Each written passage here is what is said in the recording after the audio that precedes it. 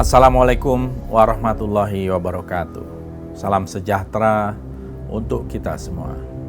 Saudara-saudara, hari ini 7 Desember 2020 kita mendapat kabar yang sangat mengejutkan. Ada 6 orang wafat, meninggal, syahid, anggota Front Pembela Islam.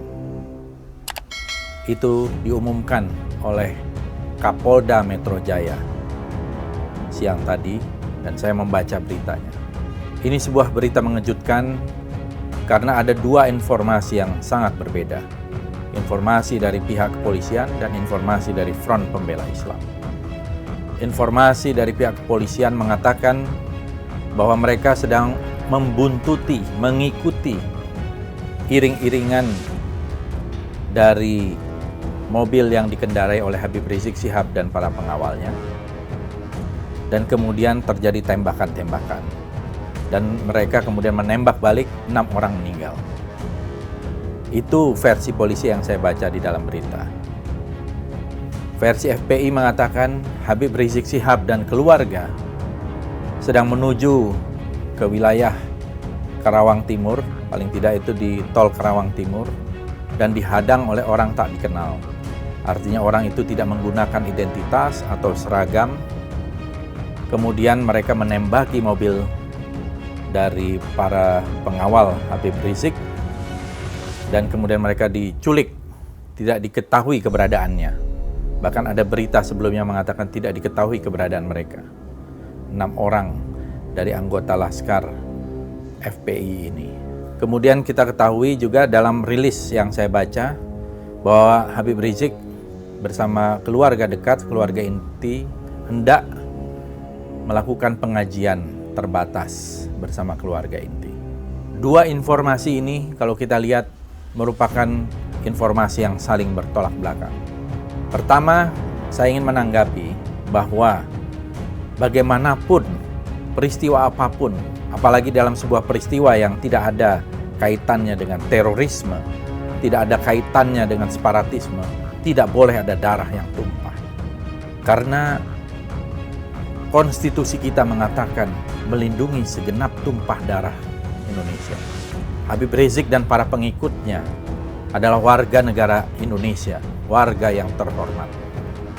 Saya kira di sini bisa diselidiki, bisa terjadi abuse of power, kesewenang-wenangan melebihi dari apa yang dilakukan. Karena senjata itu ada aturannya, bagaimana menembak dan seterusnya.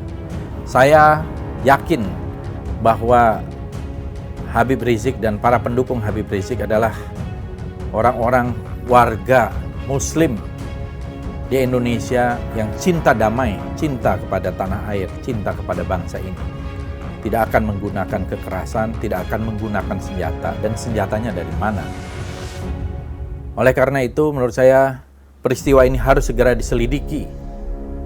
Kalau perlu oleh sebuah tim yang independen, tim gabungan pencari fakta yang independen, sehingga betul-betul terungkap siapa yang melakukan kesalahan. Saya bersaksi bahwa Habib Rizik adalah orang yang baik, orang yang banyak pengikutnya, dan saya yakin beliau cinta kepada tanah air. Tetapi belakangan ini dengan kedatangan beliau yang mendapatkan sambutan dari lautan manusia, kelihatannya ada yang merasa terganggu. Bahkan ada 2 Kapolda yang dicopot dan 2 Kapolres yang juga dicopot. Kenapa Habib Rizik harus dijadikan momok, harus dijadikan musuh dari aparat keamanan kita, dari pemerintah kita? Ada apa? Saya melihat Habib Rizik dicintai oleh banyak orang. Tidak mungkin ada yang menjemput datang bersusah payah ke bandara sebanyak itu. Lautan manusia, ratusan ribu bahkan jutaan. Tidak mungkin orang mendatangi Habib Rizik ketika di Mekah. Para jamaah umroh, para jamaah haji datang ke rumah beliau hampir setiap hari, ratusan orang. Dan juga didukung oleh ulama-ulama yang ada di Saudi dan juga di Timur Tengah. Ada apa dengan aparat penegak hukum kita? Kenapa berusaha mencari-cari kesalahan? Soal kerumunan, sudah jelas ada aturannya, sudah ada denda yang dibayarkan 50 juta, Padahal juga banyak kerumunan-kerumunan lain yang tidak diselidiki oleh aparat kepolisian, termasuk di dalam acara pilkada, acara maulid-maulid di berbagai tempat, acara keagamaan di tempat lain, acara apel dan sebagainya. Jadi ada diskriminasi hukum di sini yang jelas. Dan menurut saya ini merupakan sebuah kemunduran bagi demokrasi kita dan membahayakan keutuhan integritas sosial kita. Peristiwa hari ini, 7 Desember 2020, 3 hari menjelang Hari Hak Asasi Manusia, harus diselidiki. Jangan sampai ini menjadi sebuah pelanggaran hak asasi manusia yang sangat brutal di tengah pandemi COVID-19. Nyawa kelihatannya begitu murah dengan tembakan peluru dari aparat kepolisian. Padahal peluru itu datangnya juga dari rakyat, dibiayai oleh rakyat, dan tidak boleh kemudian peluru itu juga menghadang kepada rakyat. Apalagi ini adalah tokoh yang terhormat, ulama, kiai, habaib yang juga banyak dicintai oleh masyarakat Indonesia.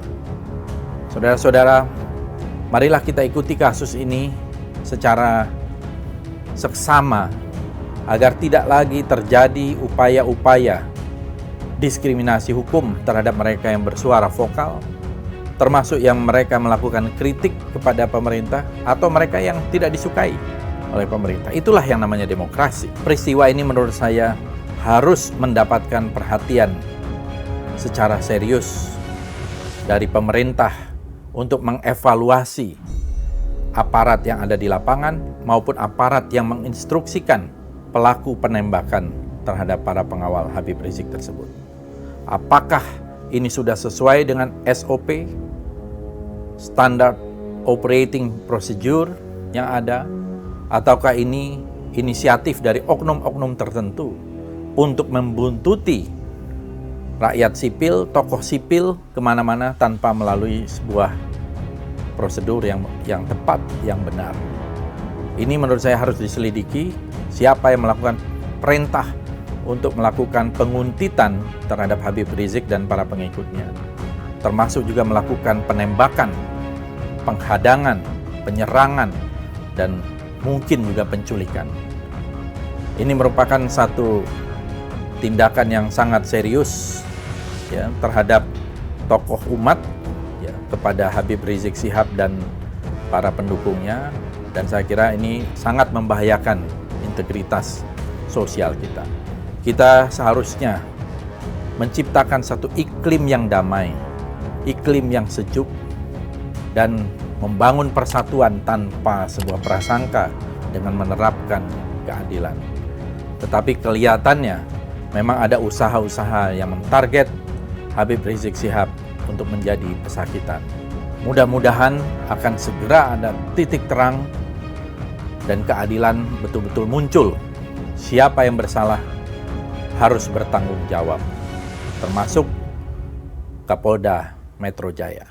Terima kasih. Wassalamualaikum warahmatullahi wabarakatuh.